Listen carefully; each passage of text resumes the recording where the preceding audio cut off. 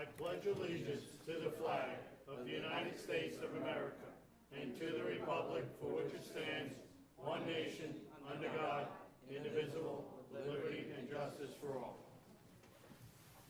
Okay, couple of announcements. Orangetown's Community Solar Opt-in Program is going to be available. If you want more information, you can go to the website and sign up. It'll explain how it works. We have a survey out for a proposed farmers market in Pearl River. You can either go to our website, it's on Facebook. You go on, it's just ask a series of questions. We've already had how many? 500 and something responses? 595 responses. So just, polling people to see what they would be interested in, where they'd want it, maybe, what they would want to see, things like that. The Town of Orangetown Highway Department was the recipient of the 2023 American Public Works Association Excellence in Snow and Ice Control Award. The award was established to promote excellence in the management and administration of public works, snow, and ice operations while minimizing environmental impacts. So, Jim, congratulations.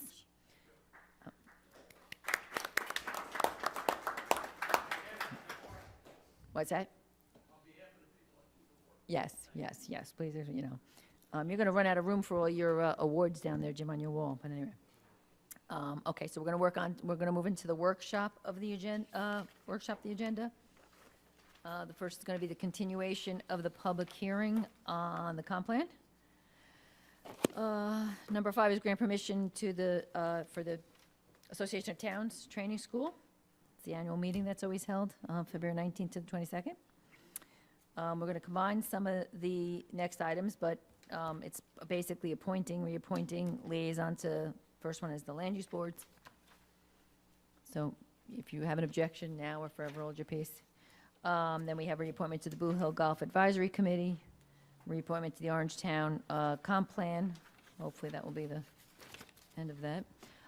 Reappoint the Office of Emergency Management Committee. So just so everyone knows, I worked with either the chairperson or whatever, and we kind of went through, and if somebody was no longer interested, we took them off and things like that. We tried to clean them up. So number 11, reappoint the Orangetown Project Review Committee. Again, that's for a 1-year term. Reappoint the Substance Abuse Committee. Looks like we got some new names on there. Number 13, reappoint the Orangetown Traffic Advisory Board, again for a 1-year term. 14 is reappointing Tom Warren as the chairman of the Orangetown Planning Board.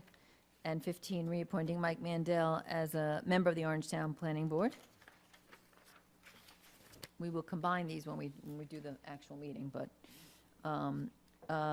16, reappointing Tara Heidgarth as the alternate member of the Planning Board. 17, reappoint Margaret Rasso as the chairman of the Historic Areas Board. Reappoint William Walther as a member of the Orangetown Historic Areas Board of Review. Reappoint Walter Scott Wheatley as to the member of the Orangetown Historic Areas Board of Review. Reappoint Lauren Plotkin for the member of the Orangetown Historic Areas Board of Review. Rob, I know we have this conversation all the time, but there should be this many for 5 years. They don't stagger? It's staggered, so it's not going to work out because of the number of members. Okay. It's a 3-year term. Okay. Reappoint Dan Sullivan to the chairman of the Orangetown Zoning Board of Appeals. Reappoint Billy Valentine as an alternate member of the Orangetown Zoning Board of Appeals. Reappoint Patricia Castelli, a member of the Orangetown Zoning Board of Appeals. Reappoint Chris Dunnigan, chairman of the Orangetown Architecture and Community Appearance Board of Review. Reappoint Joseph Malillo as a member of the Orangetown ACABOR. 26, reappoint Deborah Sue Weissenberg as a member of ACABOR. Number 27, appoint Matthew Miller as a member of the Orange ACABOR. Number 28, reappoint Dominic Zagaroli to a member of the Orangetown Board of Assessment Review. Number 29, reappoint Margaret Kerwin as a member of the Orangetown Board of Assessment Review. Number 30, reappoint Michael Mandel to the chairman of the Orangetown Board of Ethics. Reappoint Christy Bauman to a member of the Orangetown Board of Ethics. We do have an opening for the Board of Ethics. Somebody stepped down, so we're going to have to find somebody. So if there's any volunteers out there that are interested, by all means, submit your names. So the Orangetown Board of Ethics, it's a 1-year term. Number 32, reappoint Charles Skip Pizzetti to the chairman of the Orangetown Sanitation Commission. Number 33, reappoint Charles Vizzetti to member of the Orangetown Sanitation Commission. 34, reappoint the Orangetown Shade Tree Commission. Number 35, appoint or reappoint the Orangetown Senior Citizen Committee. Number 36, reappoint the Orangetown Parks and Recreation Development Advisory Committee. Number 37, reappoint the Orangetown Environmental Committee. Number 38, authorize extension of grant writing agreement for the LaBerge Group. Didn't we do that last meeting? No? Oh, we didn't do it at the other meeting? Oh, I guess maybe we didn't put it on, okay. I thought we did it, but whatever. Oh, okay. Number 39, accept the petition for a request for demapping of Second Street. It's setting a public hearing date, March 7th. Number 40, set a public hearing for the regular town board meeting of February 21st. This is to amend the town code regarding the senior citizen real property tax exemption. So this should make Eileen very happy that we're putting that on. It'd make everybody very happy, but a lot of our seniors. Number 41, set the public hearing date for regular town board meeting of February 21st for the proposed acquisition of a permanent property interest at 334 Route 9W, Orangetown. This is the H&A property. So this is the continuation of the eminent domain process. Despite their best efforts to come to a mutual agreement, they still have been unable, so we're moving forward with the process. February 21 on that. That's February 21, yeah, we're going to have a hearing on that, so. 42, extend the authorization for outdoor dining, sidewalk cafes. This was basically a COVID thing that's been extended a couple times, so we're going to extend it again.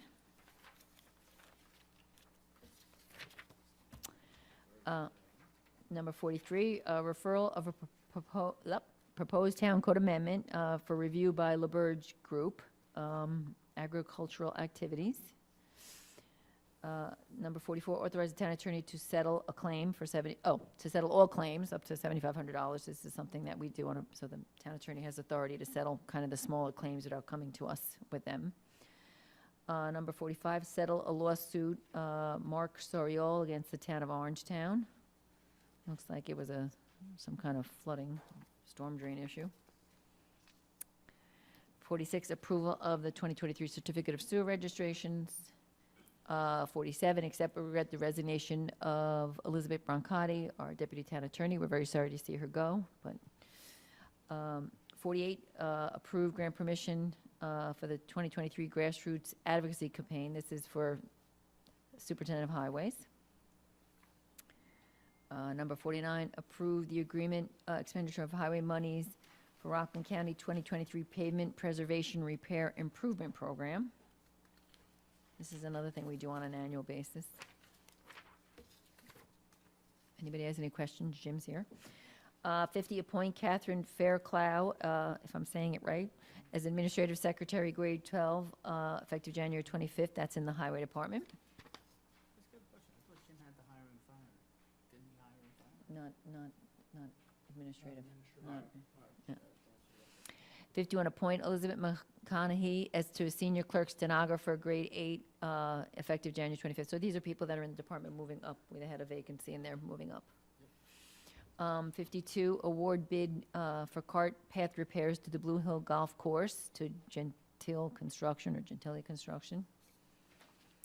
Appoint David Torres to senior recreation supervisor, grade 16, step 1. This is to replace Mark Albert. Big shoes to fill. Number 54, authorize DEME to execute federal aid local utility work agreement, West Washington Avenue Bridge replacement. It's a mouthful.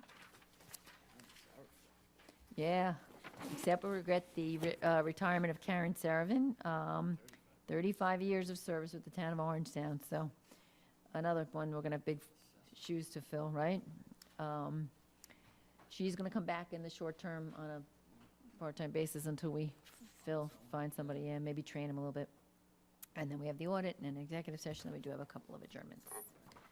Okay, so, on the, do the comp plan, we can do that. Okay, just jumping over here. Okay, can I get a motion to continue the public hearing from December 13th on the comp plan? Tom Divany, second. I'll second. Brian Donahue, all in favor? Okay, so no one is signed up. Is there anybody who did not have a chance to sign up that wants to speak on the I don't know, you want to do the public comment first, or you want to? Yeah, public comment. Okay, we'll do public. Okay, I see it, I see two hands, so I don't know, you can, either one, you can,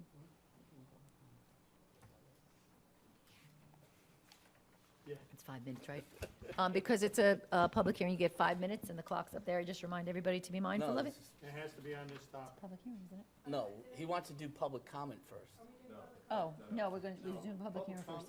For the public hearing. Yeah, yeah, Comment. for the comp plan, This is on, comp plan, this is for the comp plan. on the comp plan.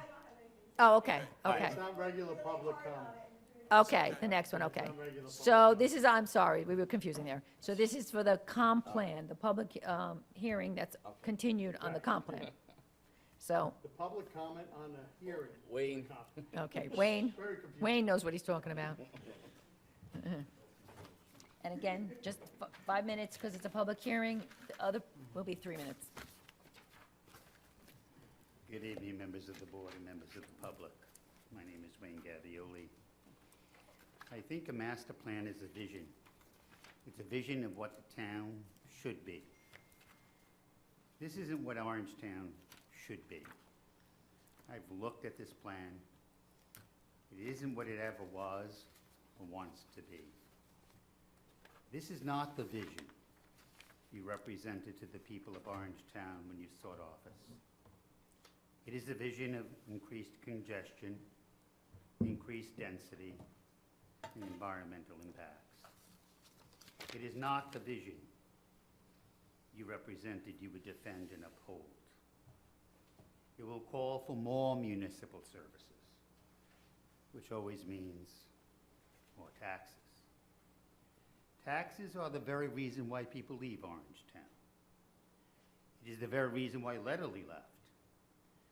For 2 decades, 10 years while I was town attorney, they challenged the town's assessment in the tax certiorari lawsuits in Supreme Court in Westchester County, and every year they won. Finally, they had had enough. They left. This entire process has been and is illegal, and if approved, will eventually wind up in court. The board and each one of you members have no right to overrule state law. Fundamentally, state law requires a consideration of environmental impacts at the very inception of its consideration. This was and has not been done. It is being done after the fact, too late. Why did the state require that?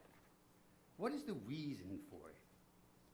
It is obvious and clear, because as a plan develops, you see what impacts it has. Once the plan gets momentum, once it gets its own life, it's almost impossible, the courts have said, to stop it. So we need to do it at the earliest point in time. Otherwise, the environmental impacts cannot be truly evaluated. Clearly, CEQA was not adhered to in this case. We are looking at increased congestion. We are looking at increased pollution. We are looking at impacts on our roads and our public facilities. We are looking at an increased need for public facilities to accommodate increased population. We are looking at cost of running government and providing necessary services. In essence, we are looking at higher taxes.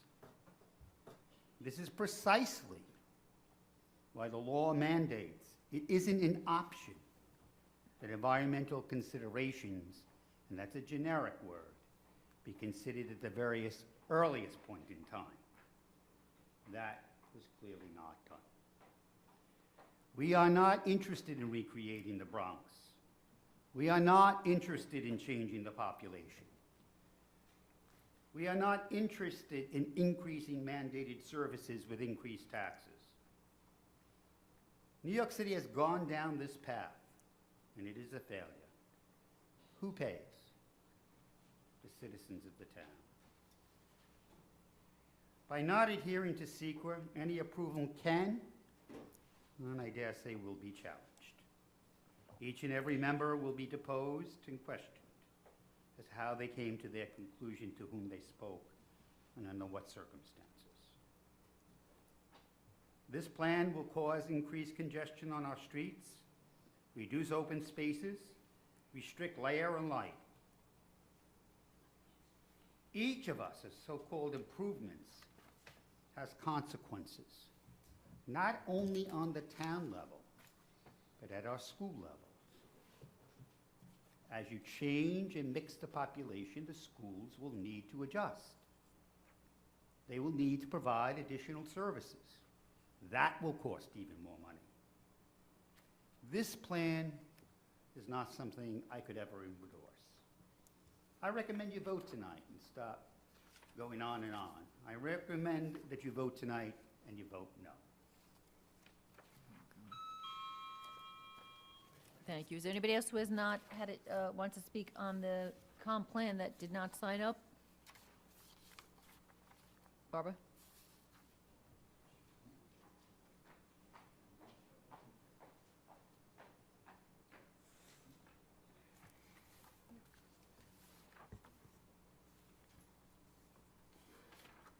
Barbara Dello, Blauvelt.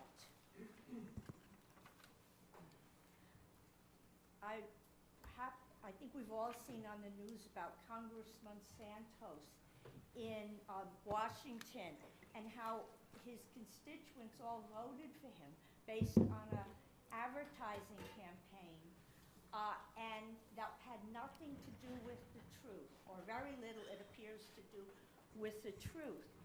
And they were voting for something which is not what they got. And that's what I kept thinking of when I was doing this, working on this, is that the words are nice, things are trendy, everything is green and sustainable, but if you look at the words in the plan, it's not what we want for this town.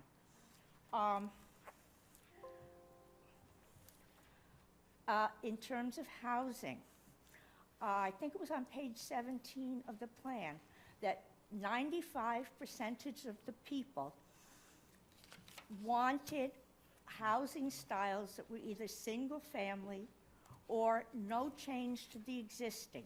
That's 95% of the population that responded to the survey. Yet, throughout this plan, they push multifamily in many, many different forms.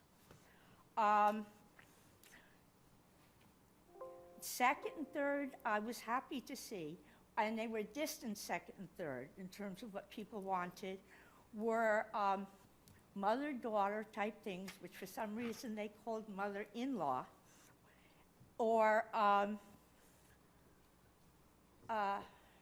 assisted living, perhaps an assisted living facility for the elderly residents of this town.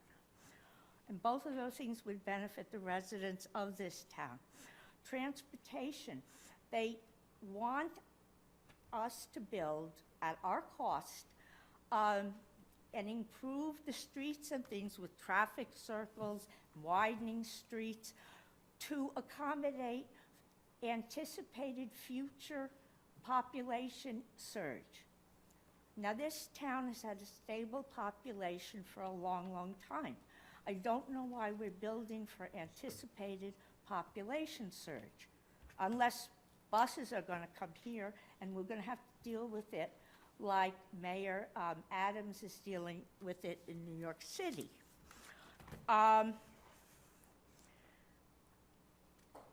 For every action, I think somebody famous said, for every action, there is an equal and opposite reaction. And I thought of that in terms of building. Like, you have to be very careful. I'm not saying we don't do it, but you have to be very careful when you fix where the water flows in one area.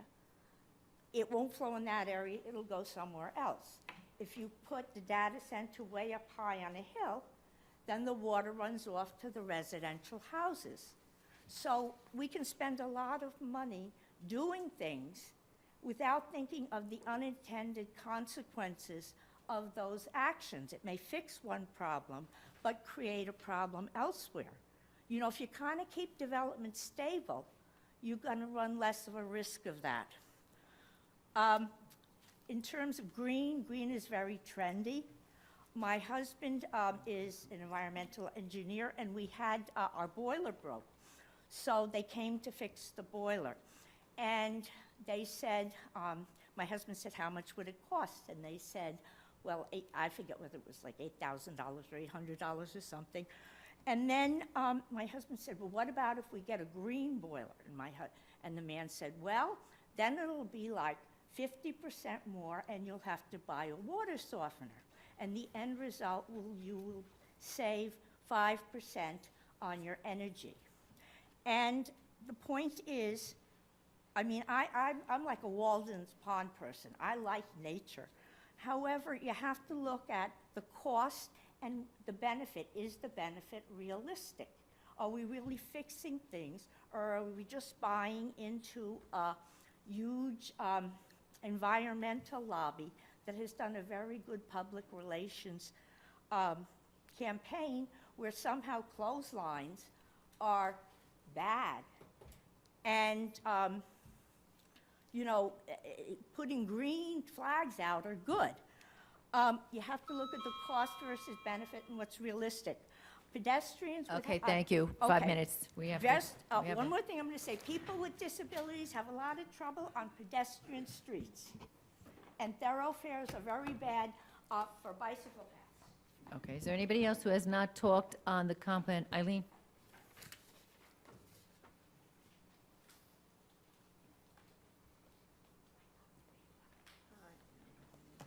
This thing is like blinding. I never know if I'm talking into it or not. Hi. Good evening. Ray, the comp plan. To actually understand the comp plan requires, I guess, a little bit brighter brain than I have currently going on at the moment. But I think the object of the comp plan is to see a planned growth for Orangetown that would encompass all the residents. I've lived here now for 51 years, and I have to say that it's been great. I like the way Orangetown kind of stood its ground on high density and schooling and everything else. I have no complaints about living 51 years here in Orangetown. However, the governor we have right now is hell-bent on changing what we now know as suburban areas. I think my comments basically are going to be on the challenges that I think any suburban area is going to foresee under the present administration, and people who think the same way that she does. For instance, the RILUPA law usurps local land use decisions. That's one challenge. Thank you, Hillary Clinton and Bill Clinton. They were the ones who created the RILUPA law. The other challenge we have here in Orangetown is what can be done to keep our ability to look at all our land use decisions, you know, what kind of zoning we have in different areas, so that one doesn't overlap the other, that it's very clear. I think our comp plan will be challenged by by the governor of the state of New York, no matter what we do. My feeling is that in Orangetown, we should inventory all the empty commercial buildings that we have currently in Orangetown. and look in them and see if they could be repurposed for perhaps young people to live in them, that buildings could have amenities that they want. I don't know what the young people want, what they need to stay here in Orangetown. They go down to Hoboken, they go into Manhattan, they have their restaurants, they have their get-together places, I guess. I'm, beyond being a young person, that's for sure. But I don't know. I think the comp plan, as Wayne said, maybe vote on it and vote no on it. Do you start all over again? I don't know.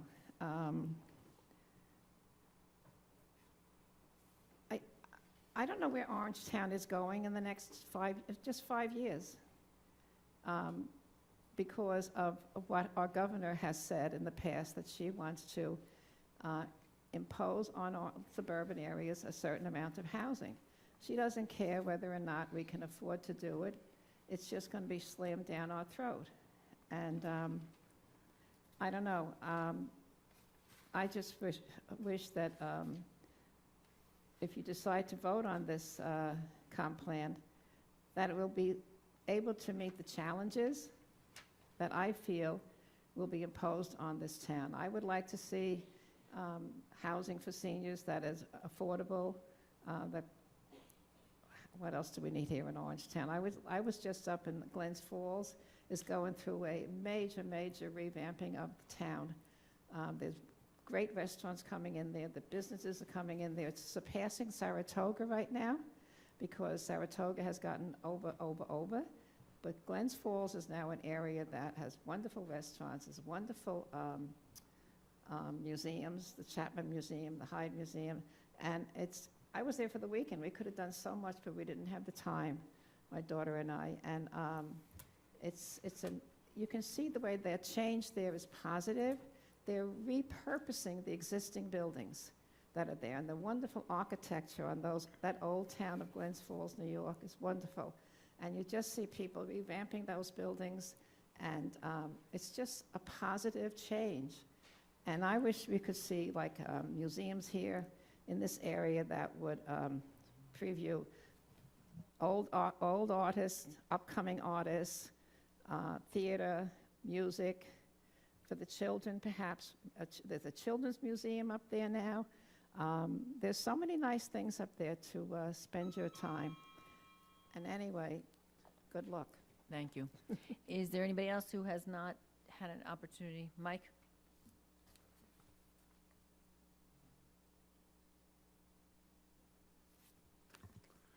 Good evening, Supervisor Kenny, members of the Town Board, Michael Mandel, resident of Pearl River. Just to piggyback on Ms. Larkin's statements, when we look at Governor Hochul's plans for high-density housing around the train stations, this is the same thing that's been going on for the last probably 10 to 15 years. It's transit-oriented development. What they want to do is high density around the train stations. They want to eliminate, which they will try to do, eliminate the zoning for one-family housing, all in the thing of the Green New Deal of reducing vehicles. Where if you live near the train station, the bus station, well, you don't need a car. So reducing that. That's why they're pushing the bit about the reduction in carbon-based fuels, gasoline and whatever for vehicles. Yet at the same time, they push the EV vehicles. But that's another problem in itself, which they do not want to recognize. If we look at it, and some of the information is a little older and some of it can't be gotten out, but if we look at the EV batteries, they use 5 elements, one of which is cobalt. 60 to 70% of the cobalt produced in the world is produced in Africa, in the Democratic Republic of the Congo. If you look at the current pictures that come out of there, you find that they use child labor. You can check with Amnesty International, CBS, Washington Post, Newsmax, several other agencies that have done it over the years. What they do there is that they use child labor to produce the mine and work in the mines, which are dark without lighting. So this is child abuse. It's almost child slavery. It's a violation of human rights.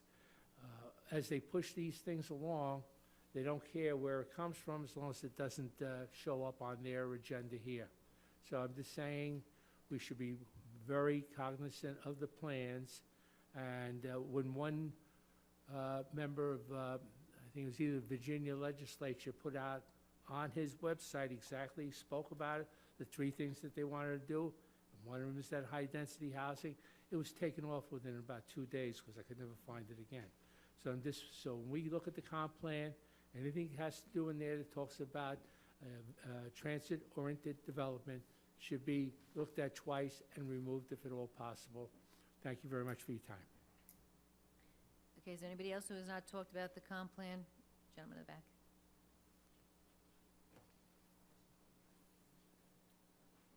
If you wouldn't mind just saying your name for the clerk. My name's Eric Hovde. I live in Piermont for, I don't know, since 1991. And I love Rockland County. And I love New York, and it's a beautiful area. And I'll say that first. I really like where I live. Secondly, I run around, I walk my dog around the block, and I see bits of plastic, garbage, and a lot of trash that I used to not see as much. And I'm seeing it all over. And, you know, I pick it up. I go around and I pick it up, but it seems like overwhelming, the amount of just roadside garbage everywhere. But also, the thing that really bothers me most, and I think when it's inland, it's better, but when it goes to the waterways, it's really disgusting, especially like styrofoam trash from like people fishing on the pier and fishermen over here, because they pack the worms in styrofoam, but the styrofoam breaks into little pieces and it gets moss on it, and the ducks think it's food, and they found 60 pounds of plastic trash in a dead whale's belly. That really much disturbs me, you know? So anyway, I'm observing, I have a couple solutions, I think. We should need strong worded signs around waterways, maybe little catch things to catch that, but saying litter strictly forbidden, and maybe even we need cameras to try and give out tickets to the trashy people. You know, and in different languages so that people can understand. But, and also, another thing is that I think our recycling bins are too small. I have a home in Florida too, Sarasota, but they give you a big, about the size of this, with a top on it. And so, because I've seen that too on recycle day, sometimes non-maliciously, people will put their recycles out and the wind catches it and boom. You know, I had 100 water bottles that I had to clean up in Piermont from You might have to take that to the village board. I think that Okay, that's, but you know, so- just, but I I think totally we- agree with we you could on do the, better. on the litter, 100%. We could And do I'm better. always battling with New York State because they clean up on the Palisades Parkway entrance, they do 303, they do 59, and they are the worst of all the roads. So Yeah, I you know, agree with and- you. And I think it's a quality of life issue Yeah. too, at this point. Yep. Because it's just, and I think we could do better. And I think we could have signs, litter strictly forbidden, not no littering, you know, Right. something strong. Litter strictly forbidden, you know, and Yep. you're on candid camera, you know, in the trashy areas or along waterways too. Yeah. So that's my point. Okay, thank you, thank you. Anybody else who has not talked on the comp plan that would like to speak? I know.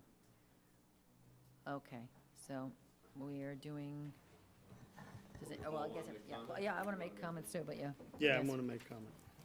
Okay, so, yep. All right, so, as I stated before, I didn't want to make a comment on the comp plan until I got a real chance to sit down and absorb it and read the entire thing from front to back, which I didn't have the chance to do with the budget hearings and then the holidays. So I did this time, and that's why we've been not kicking the can down the road, but haven't made comments from the town board. I'm not in favor of the comp plan the way it is currently written. There's a lot of things that I agree with that with some of the speakers. I personally don't think it's a lawsuit waiting to happen, but I do see things in here that aren't fitting in the way, in my vision of the town, which are expanding housing types to include triplexes, quadplexes, garden townhouses, and in one spot it said apartment buildings. I don't see that in single-family residential areas of our town. I am not comfortable on voting with that language in here at all.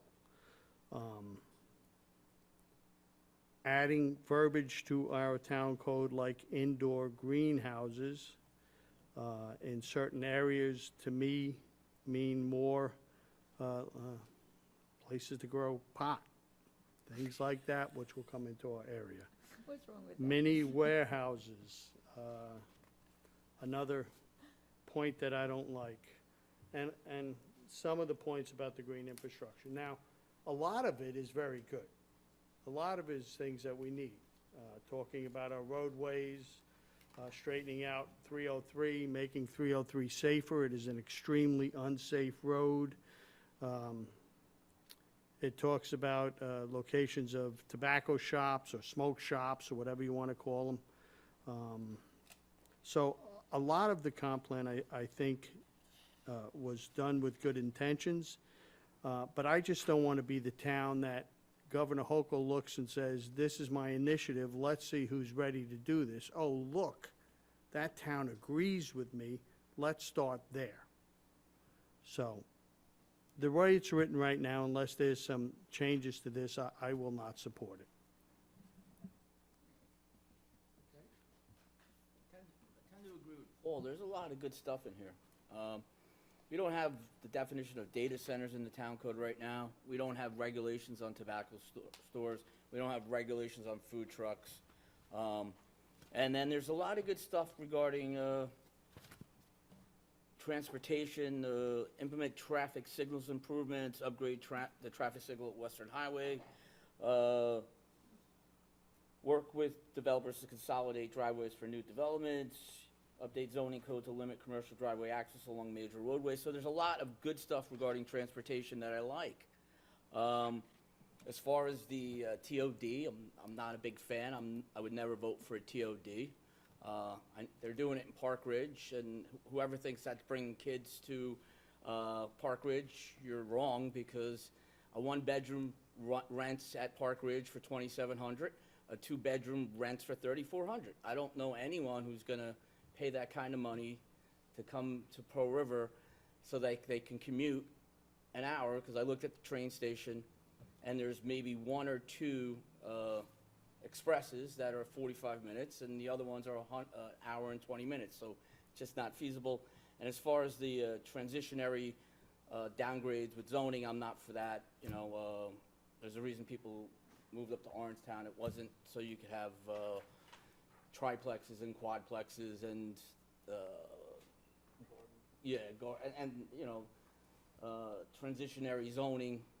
It's not something that I support. But there's a lot of good stuff in this, and as Paul has, I have gone through it page by page, and get the pencil out and the eraser out. All right, thank you. Yeah, I mean, I can probably repeat everything they've said. I'm not in agreement with it. I would not vote for it the way it is right now, especially the points that were brought up already. I just don't want to bore you with repeating everything, but the way it stands right now, I would not vote for it. Again, just echoing what Paul said. Paul and I had talked about this, and I'm in agreement as well with some of the points that Paul made, not to reiterate or carry on about. So. Okay, so you done? I appreciate all of your thoughts and comments, but I've been asking for them and specific comments that could be given to the planner for probably months now. So I understand we had the budget and things like that, but I just need you to now give specifics to give it to the planners and to my office, you know, exactly, you have a problem with the triplexes, you know, whatever, so that the planner can look at it. I personally am not necessarily in agreement with everything that's been said. I mean, I've pointed out, and I don't want to belittle it, but that the population in Orangetown has been consistently going down. The last census, we went down again.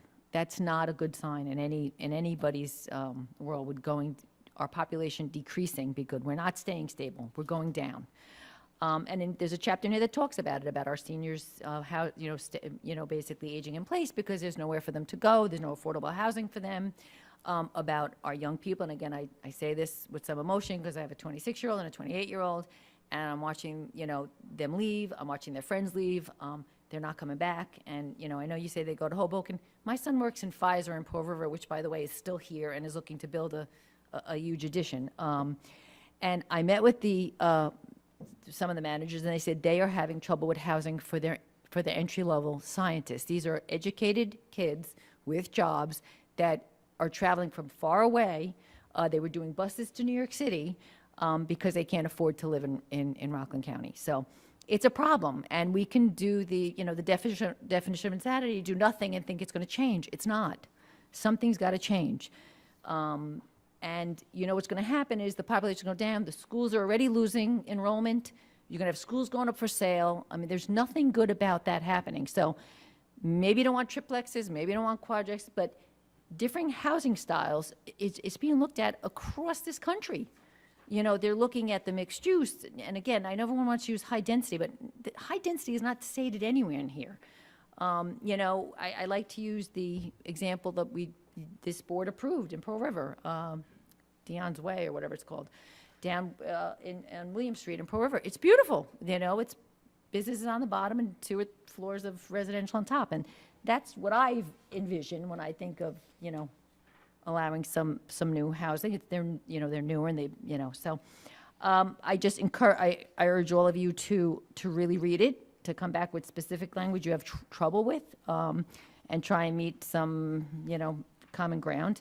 But there is a reason comp plans get done, and they're required to be done. And if we were going to stick with single-family houses and not look to change anything, we didn't need to go down this road. So on that note, I think from what I'm hearing is we are going to be putting it over.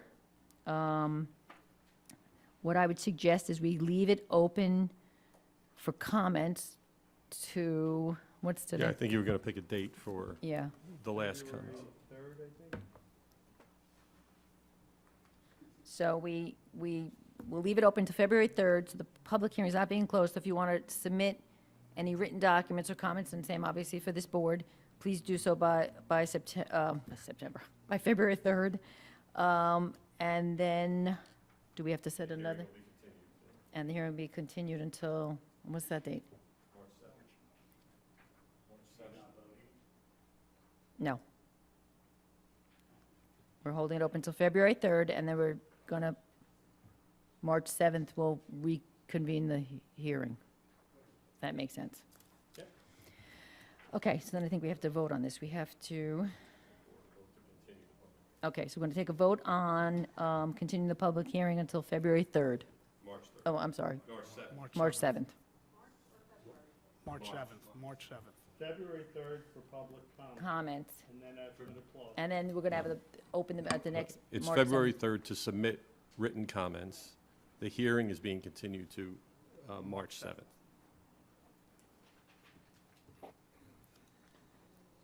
So to be very clear, after February 3rd, no more comments are going to be taken in, so everyone has a written comments. Right, because we're going to have the meeting. And that goes for all of you, too. Okay, so can I get a motion on that? I'll make a motion. Second? Second.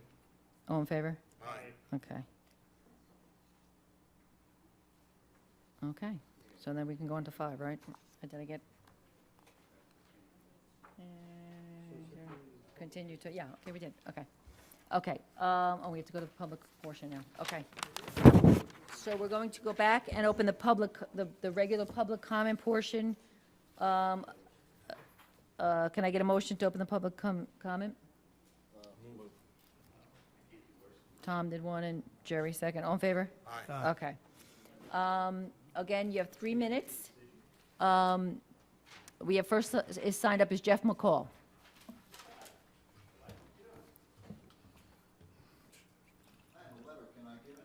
You certainly can. Oh, thank you.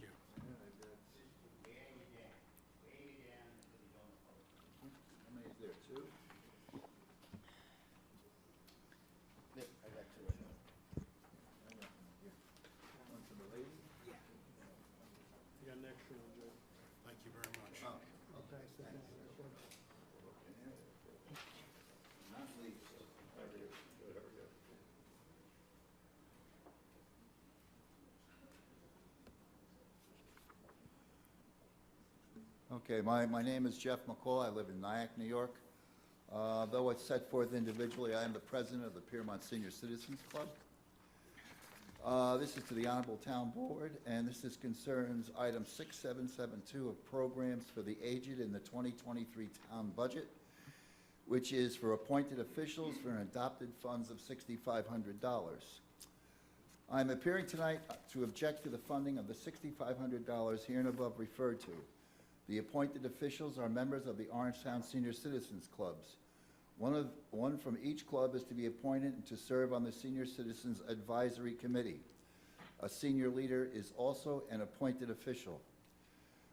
The members of the committee, the senior leader, and officers from the 7 senior clubs, citizen clubs, meet monthly, except for July and August, 10 meetings. The topic most discussed at the meetings are the trips the clubs went on or are to go on. Meetings last from 1 to 1.5 hours. I believe, but I have not been able to verify, that the $6,500 in the past has only been paid to the senior leader. The budget sets forth appointed officials, plural, which in my opinion would include the other appointed officials, which are the 7 members of the committee. In my opinion, the $6,500 should be added to the $185,000 also set forth in item 6772, which is allocated to the 7 senior citizen clubs for trips and activities for all the senior citizen members in the clubs. There are 7 clubs. There are 4 officers per club. There are trip coordinators in each club usually, and other senior members that volunteer for duties in their clubs, which is a total of approximately 40 to 45 seniors who volunteer their time and efforts to their clubs without compensation.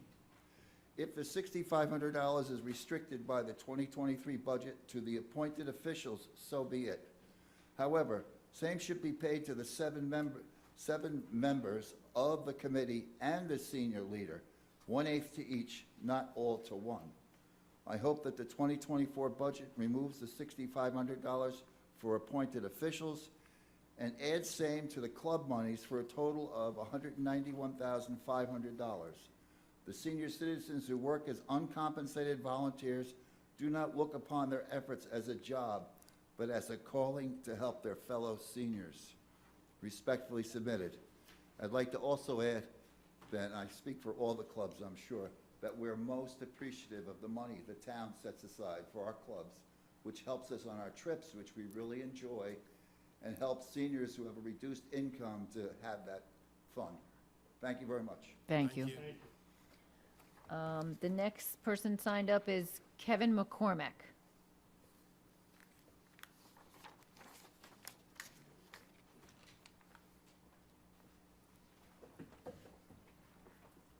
Kevin McCormack, 83 Sickletown Road in Orangeburg.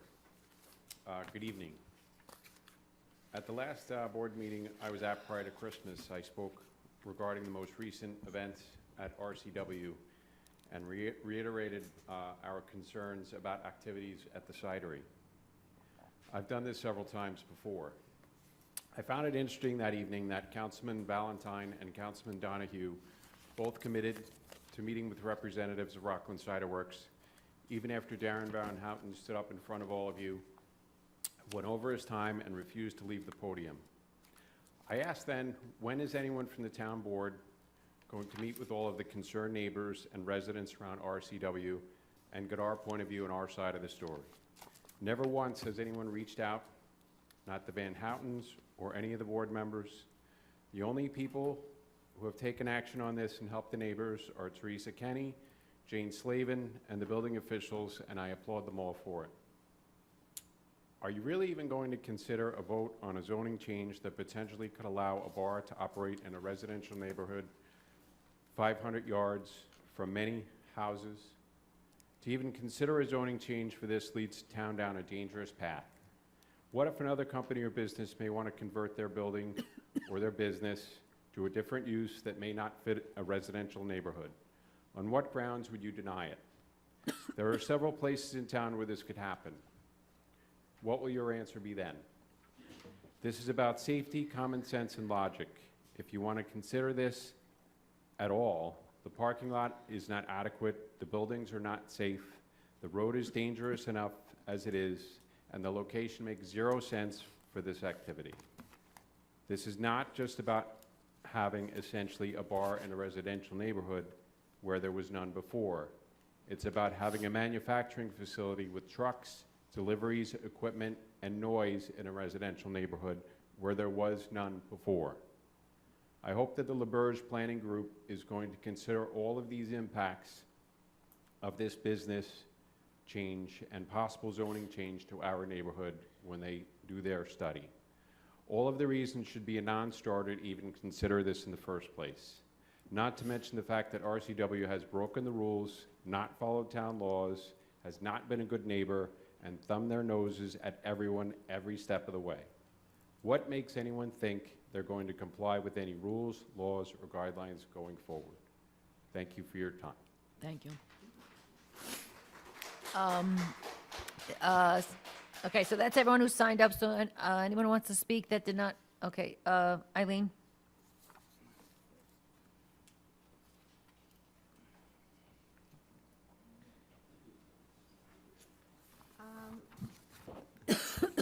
Tonight I will talk about the item number 40, which is a proposed public hearing for the legislation which will be a benefit to the low-income seniors of Orangetown.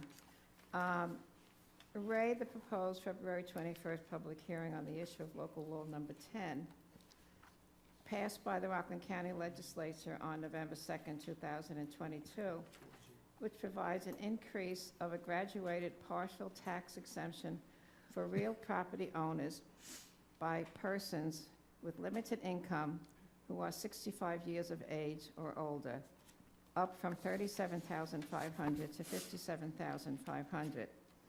I should like to say thanks to County Exec Day, Legislator Alden Wolf, and also Kathy McCartan, who was a constituent person you can call, and she helps you out with different things.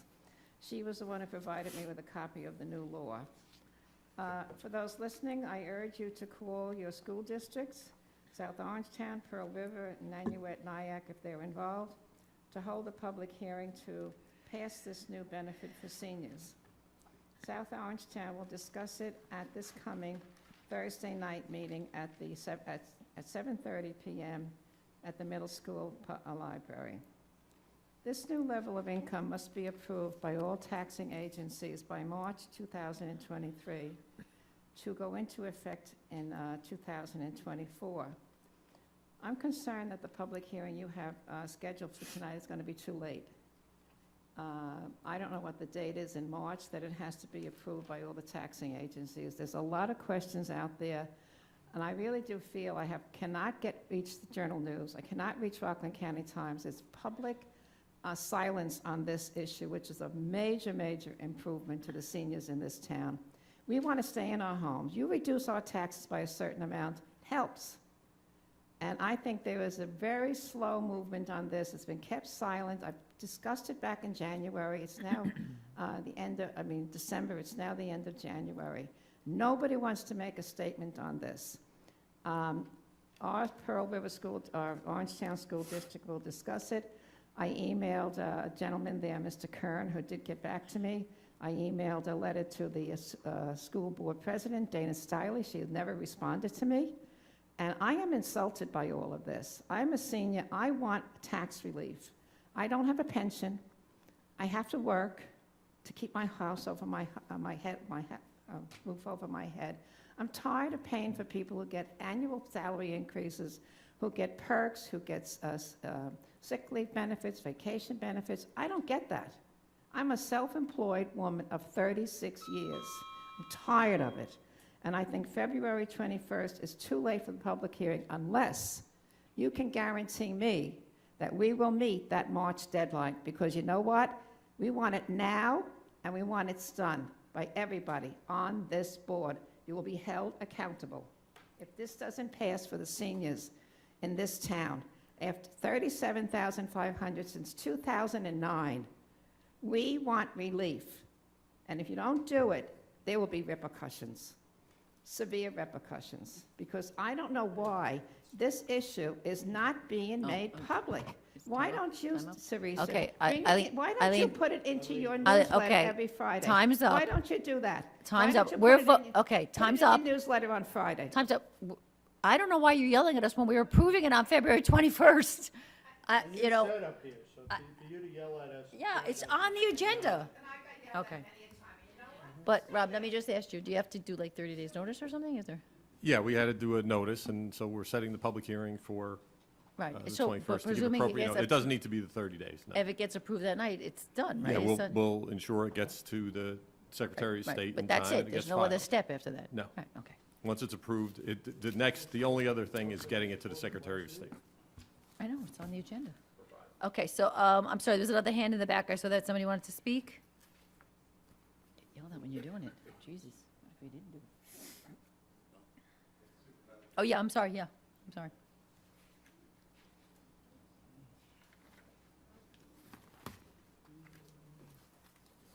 Jerry Goggin, 66 Sickletown Road.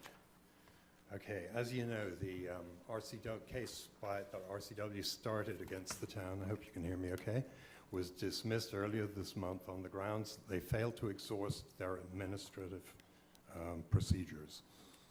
Now there's been another ruling in the case that we, the concerned neighbors, launched against RCW and Van Houten and the town. And so you may be aware of this, but I'd like to bring to your attention some of the ruling. The judge rules on January 13th as followed. The plaintiffs have made a strong showing that they will prevail on the merits of this action. In view of the OBZPAE's denial of RCW's building permit application, the issuance of stop work orders and notice, RCW's guilty plea of failing to obtain appropriate certificates of occupancy, and the proceedings commenced by the SLA seeking to cancel and revoke, RCW's farm winery license on the grounds inter alia that RCW failed to conform with all applicable codes and regulations. Furthermore, considering the affidavit submitted by the plaintiffs, demonstrating that the operation of the cidery business has resulted in diminutions in their respective properties' values and significant interferences with their use and enjoyment thereof, and in light of the failure of RCW and the trust to submit any proof that they would be harmed by a preliminary injunction, this court finds that the balance of equities is in the plaintiff's favor. Accordingly, it is hereby ordered that plaintiff's motion, to the extent that it seeks a preliminary injunction enjoining RCW and the trust from operating a cidery business, note, not a farm stand, not a nursery, not a stables, pending final disposition of this action, is granted. And a hearing is ordered for tomorrow at 11 a.m. to set the bond appropriate to this temporary injunction. So we have a temporary injunction, and obviously we're hoping to get a permanent injunction. Now, I want to bring to your attention that in addition to the defects and the behavior mentioned in this court case by the judge, I was reading the judge's words here. We've had violations of town zoning. We've had unpermitted and uninspected electrical work. We've had 2 warnings, I understand, before getting cited by the fire marshal. We've had multiple violations of noise ordinances, and in fact, we had a guilty verdict this week on the latest one from a justice court. We have a parking area expanded without permits, and we have similar behavior upstate. I asked the board, sorry, I'll finish up very quickly, to consider postponing their consideration of item number 43 until this works its way through the courts. And I have a letter for you here from Renee. Okay, you can, you just want to give it to the clerk, she'll pass them down if that's easier. Okay, is it? No, I give them all, and then she could just pass them down. Okay, is there anybody who has not had a chance? Barbara?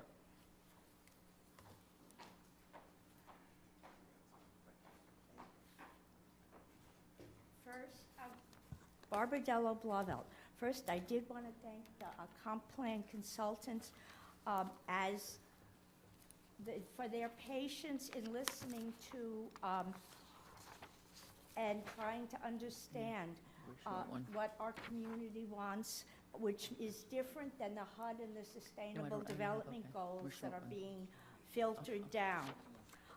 Then I wanted to have a couple thoughts that I thought were worthwhile to me, so I'm going to share them with you. As we build a lot of multifamily, I was driving down Veterans there and Orangeburg Road into Veterans and saw all those complexes that look like a little city.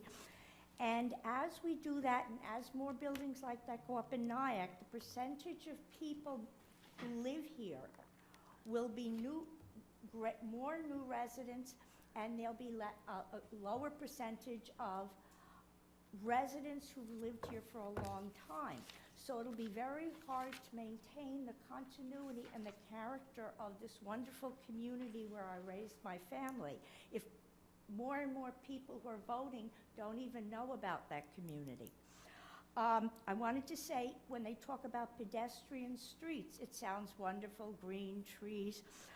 But if you have trouble walking, either because you're very old, frail senior, maybe you've had a stroke, it's difficult to get down to the knitting store in Pearl River if you're walking down that hill on a pedestrian street and have to walk back up. So it's just something you might not have thought about. In terms of housing for younger people, I'm totally in agreement that we need something for them. But actually, 4 of my 6 children live in Orangetown, and they live in smaller homes here. One of them lived in a very small home. One lives in have a cape like me. And it might be something to consider that we consider smaller homes as part of housing for younger people, because then their money isn't going to rent, which is going for nothing. And the rents around here are not cheap. We could probably give you more help if we had more than 5 minutes to speak. And, one more thing. A lot of things are coming from the government, from the federal government, from the state government. And the schools get state mandates. And when you talk to the officials, they say, we can't change anything because it's a state mandate. We have to do it for the state. But I just want you to think about where the civil rights movement would have been if the people had said, okay, we're going to listen to the state when they say there should be discrimination, there should be separate schools, people should sit in different spots in Okay, the Barbara, buses. we got to stop. for You had speed- 5 minutes for the comp already, so we, Okay. okay. But So if is people anybody else who has spoke not up- had a chance to speak, would like to speak? Okay.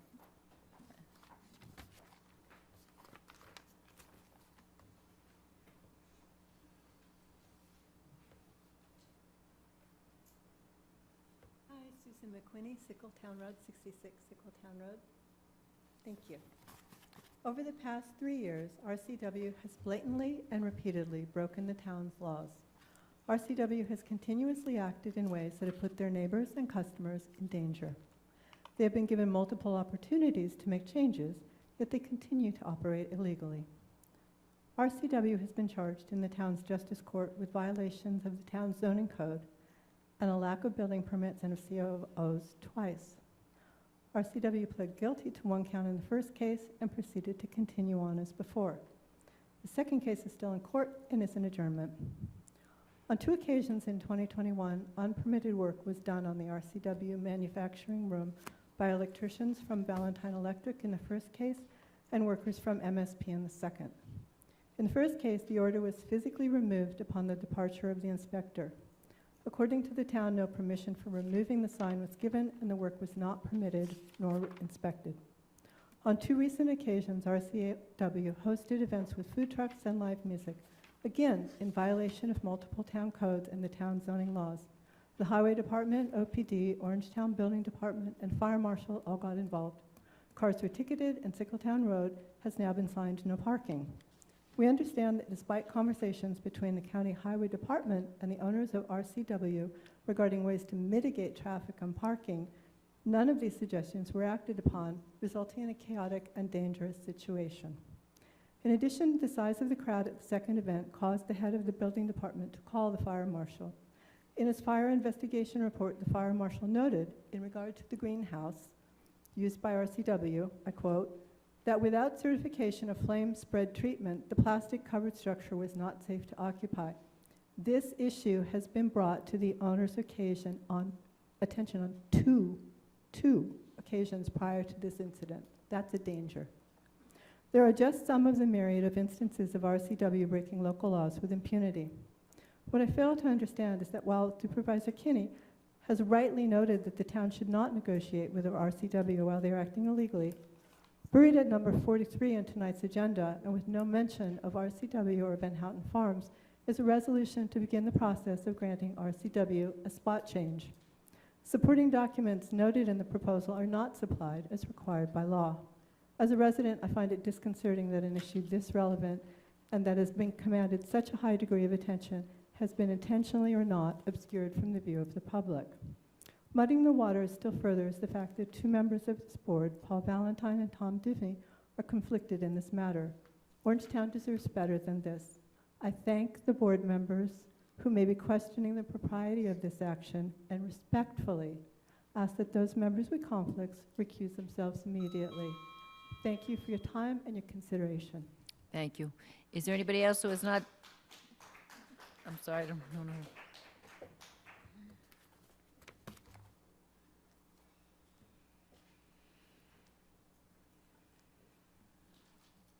Thank you for your consideration. Joyce Taub, Town Line Road. Know that many of our objections have been heard before, but perhaps I'll lend a little emotion to the technical talks that we've heard already. For the decades that we've lived and raised our sons in Rockland County, Van Houten Farm had been enjoyed and supported by its neighbors. It was an easy go-to place for summer produce and outdoor needs. When this local farm stand allowed a new business, Rockland Cider Works, to grow next to the sunflowers, the new entity went rogue, becoming much like the plant in A Little Shop of Horrors, gobbling up the farm stand, making it very difficult to shop the farm and stay away from the traffic. Way more important than somewhat losing easy access to the farm is that in their transformation into an outdoor entertainment center and liquor selling venue, Rockland Cider Works constructed without permits, violated town laws, and ignored zoning. They may seem not to have considered the negative impact on the neighborhood and perhaps beyond. Their new business has wreaked havoc in the neighborhood with dangerous traffic issues, blockages, trespassing customers, and more. This business is not set in from the road. There's no space for food trucks and customers as you might find at Davies Farm or the Orchards. It's literally a roadside stand. What's new is the hiring of a business in Albany, hours from any local involvement, to assess whether or not our town laws should be altered to suit this single business, Rockland Cider Works, proven to be untrustworthy for years. And might it not be a conflict of interest if RCW is involved in the hiring of this out-of-town company? Why should LaBerge Group of Albany have the last say in whether or not a farm turned bar be allowed in our residential area of Orangetown? And if you think this is just a neighborhood problem, consider this. You or any one of your loved ones is coming around the turn on Sickletown Road at 30 miles an hour, and suddenly there's an unexpected food truck or even someone's grandchild crossing the road because that food truck was blocking the driveway to the barn where she rides. And in a chilling instant, there's tragedy. Then what? I told you so? Sorry isn't good enough to expunge the grief and the regret. Thank you very much. Thank you. Anybody else who hasn't had a chance to speak that would like to speak? Yes, the gentleman in the back.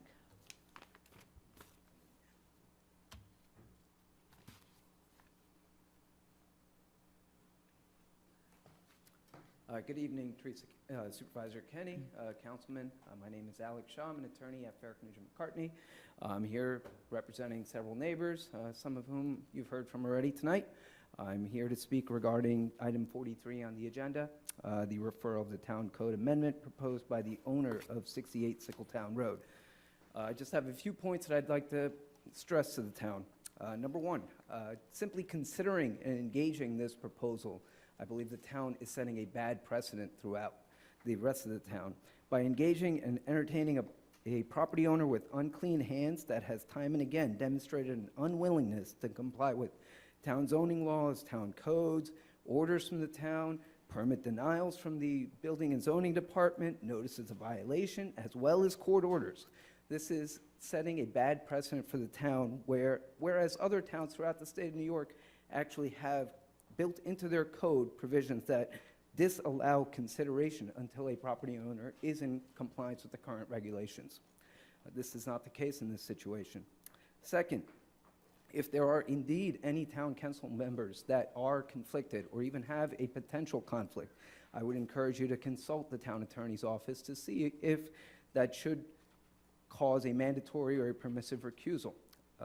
If a town council member votes on an action or takes action despite having a conflict, you are simply opening the town up to potential litigation or a challenge of the action that you would have voted on. Nevertheless, if the town decides to move forward with item 43 that's on the agenda for tonight, I would encourage the town to actually seek an objective, independent planning firm or consulting firm, as opposed to a firm that may have been recommended by the property owner. I don't know where LaBerge Group came from, obviously, but I would encourage the town to seek an objective, independent party. And finally, to the extent that the town moves forward with LaBerge Group or any other professional, I would encourage the town to instruct that professional to accept comments from any and all members of the town that are interested in commenting, including the neighbors that have expressed concern regarding this property as well as the operations at this property time and time again. Thank you. Have a good evening. Thank you. Is there anybody else who?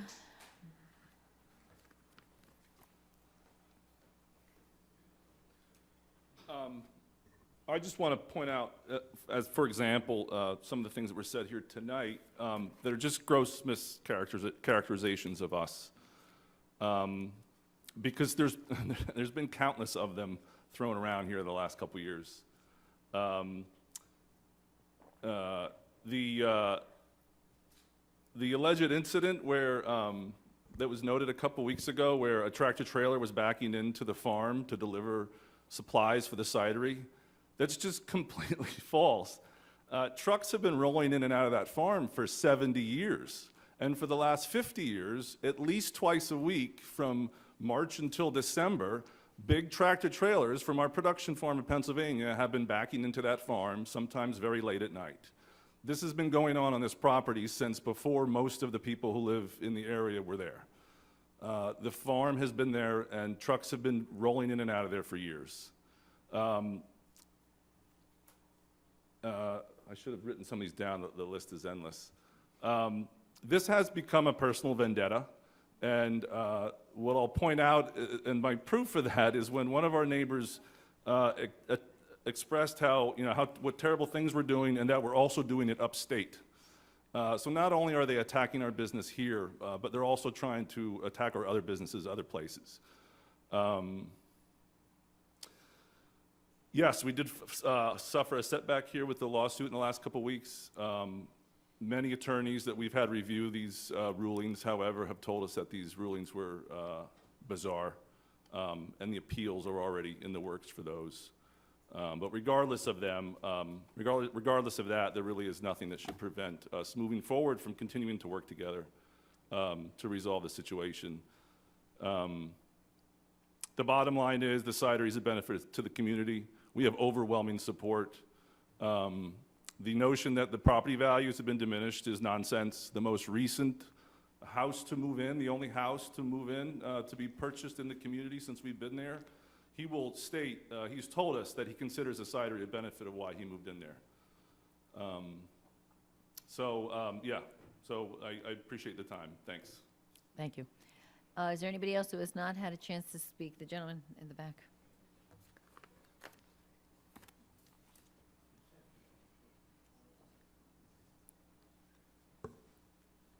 Madam Supervisor, members of the board, thank you.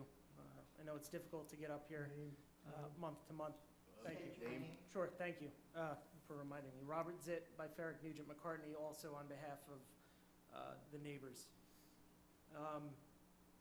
This is very simple. It's a very simple matter. The town has made the determination that this use of the cidery in a residential zone is dissimilar. The town's building department has made that determination. The town's code enforcement officer has made that determination. A Supreme Court in the state of New York has made that determination. Now, we are waiting for the town board's determination. Instead, what we see happening is an end run around the land use process by kicking out the proposed petition, which, first I should mention, was not even posted on the town's website, which it should be 24 hours in advance. But it is essentially delegating the duty to make this determination to an expert group that's located in Albany.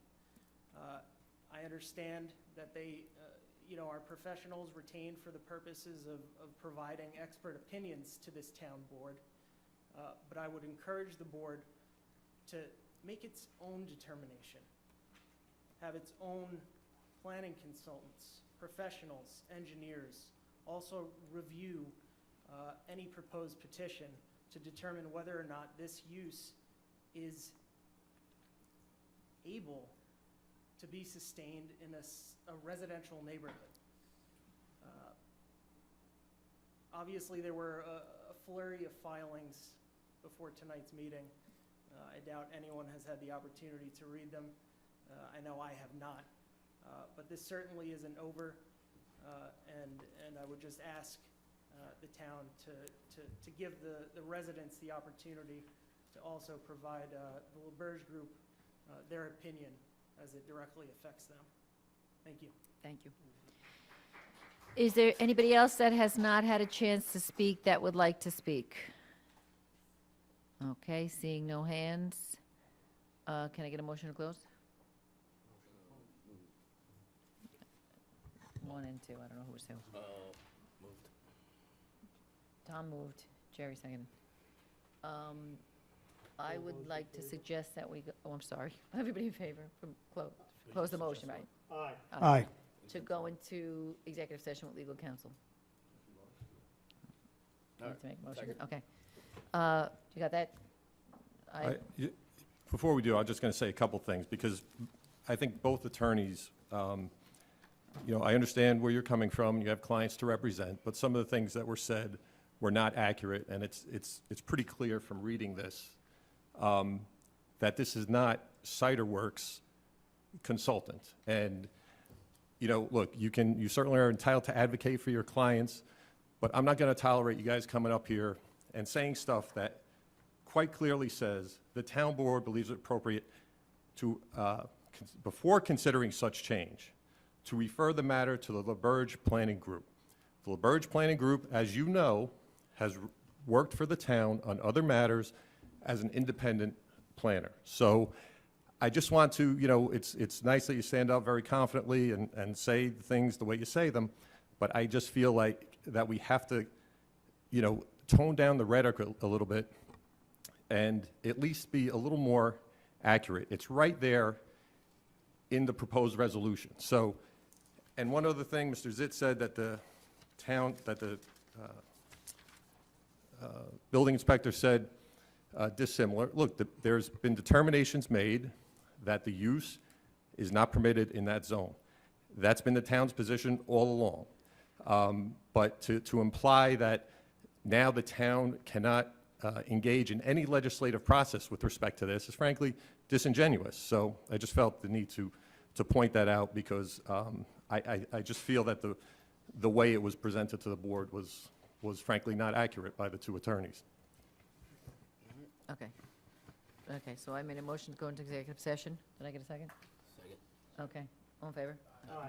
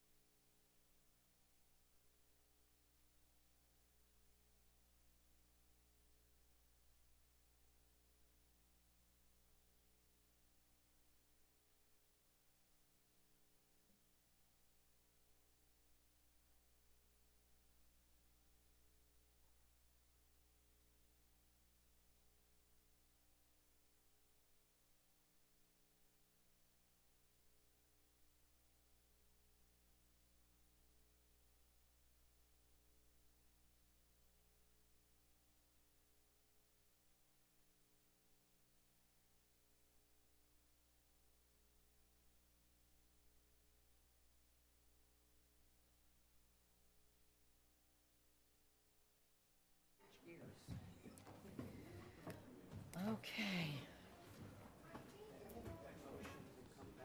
Yes.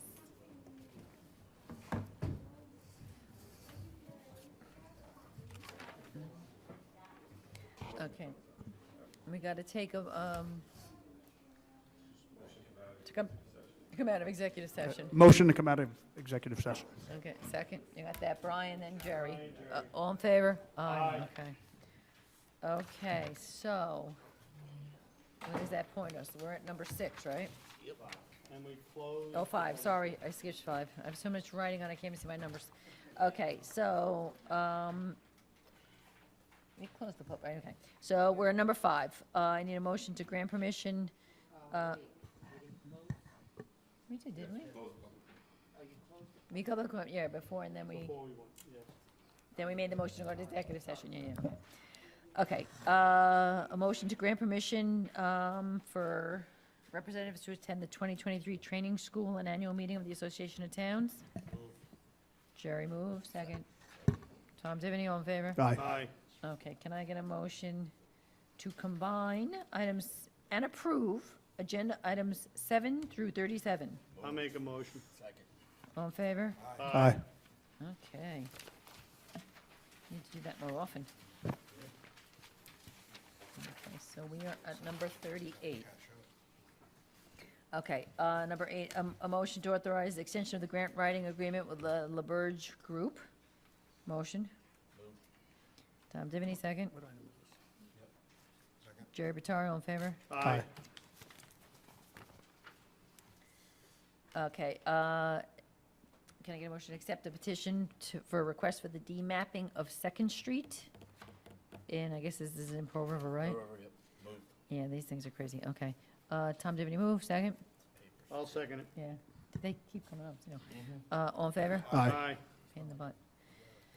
Okay, number 40, set the public hearing date for February 21st at 7:05 to amend the Town Code, Chapter 34, regarding the senior citizens real property tax exemption. Motion. I'll make a motion. Tom, did he move? Jerry Batari, second, all in favor? Aye. Okay, 41, set the public hearing date for the February meeting of February 21, 2023 at 7:10 PM regarding the proposed acquisition of a permanent property interest in the property at 334 Route 9W, Orangetown, also known as the H&A Training Center. Motion. Jerry Batari, second. I'll second it. Paul Valentine, all in favor? Aye.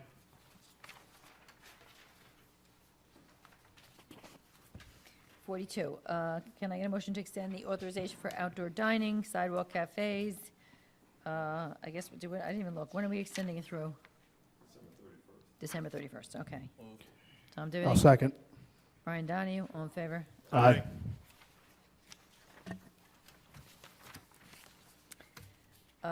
Number 43, so what I'll do is I will get a motion in a second, then we'll talk about this, Okay. okay? So, you want to move it? Well, why don't you go move it first? You gotta make a motion first. Brian, you moving it? Yes. I will. Okay, second? I'll second it. Okay. I think we, was that? Okay, no, I know. Is that comments? Yes. So there seems to be confusion on item 43. We had hired, or we are going to hire an outside planner. They have no decision authority whatsoever. This is still, this is not at zero cost to the town. RCW did not pick this planner. They're independent. This is a big decision, and we want to make sure we get it right. This should be an unbiased opinion. They're going to come back with advice. The town has used this company for quite a while, right? So, you know, there's no decision being made on this whatsoever tonight. So I think that was, I got the sense that people were confused about that. This is just more or less another set of eyes, you know, unbiased, hopefully unbiased, to give us some more advice on how to proceed. Simply put, that's all it is. That's all it is, it's nothing more. So hopefully that explains it. Anyone else?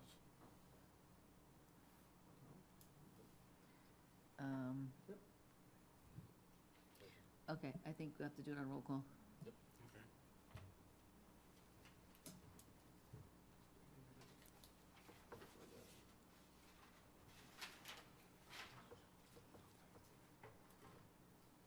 Councilman Tom Devaney. Yes. I'm sorry, yes.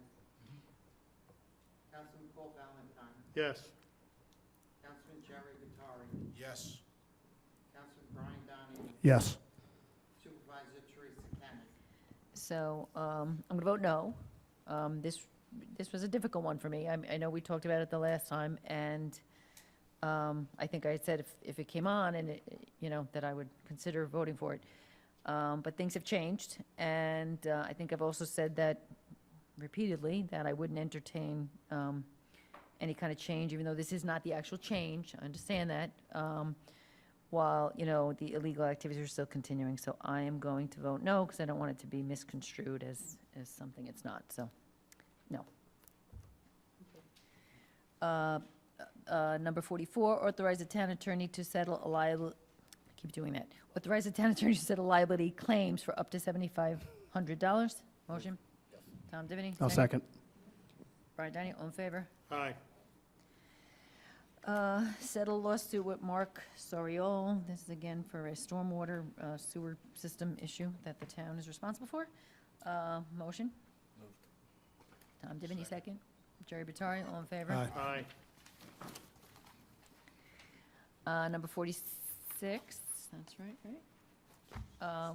Approval of the 2023 certificate of sewer registration, so the companies identified there. Motion. Moved. Tom Divany. I'll second. Brian Donahue, all in favor? Aye. Accept but regret the resignation of Elizabeth Brancotti from the position of deputy town attorney. Jerry Batari move, second. I'll second. Sorry. I'll second. Brian Donahue, second. All in favor? Aye. 48, approve grant permission for the superintendent of highways to attend the 2023 grassroots advocacy campaign at a cost of $250, which includes travel and conference. That's a bargain, Jim. That is a problem. Okay, motion. I'll make a motion. Brian Donahue move, second. I'll second it. Paul Valentine, all in favor? Aye. Approve the agreement for the expenditure of highway monies for the Rockland County 2023 Pavement Preservation Repair and Improvement Program. Motion. Second. I'll second. Brian Donahue, second. All in favor? Aye. Appoint Catherine Fairclough to the position of Administrative Secretary, grade 12, in the Department of Highways. I'll make a motion. Brian Donahue, second. I'll second it. Paul Valentine, all in favor? Aye. I'll let you do the next one, Jerry. How's that? Appoint Elizabeth McConaughey to Senior Clerk Stenographer, grade 8, in the Highway Department. Motion. Jerry Batari, second. He's not being quick enough. All in favor? Aye. Award the bid for the cart path repairs at the Blue Hill Golf Course to Gentile Construction. Move. Tom Divany, second. I'll second. Paul Valentine, he was the closest. Ready? All in favor? Aye. Appoint David Torres to the position of Senior Recreation Supervisor, grade 16, effective January 25th, 2023. I know Eric's going to be very happy. He's been running short-staffed, so can I get a motion? Moved. Jerry Batari, second. Second. Brian Donahue, all in favor? Aye. Authorize DME to execute the federal aid local utility work agreement for the West Washington Avenue Bridge replacement. Motion? By default, Jerry Batari, move, second. I'll second it. Paul Valentine, all in favor? Aye. 55, accept or regret the retirement of Karen Seraphin from the Assessor's Office, effective January 31st. Motion? Tom Divany? Second. Jerry Batari, all in favor? Aye.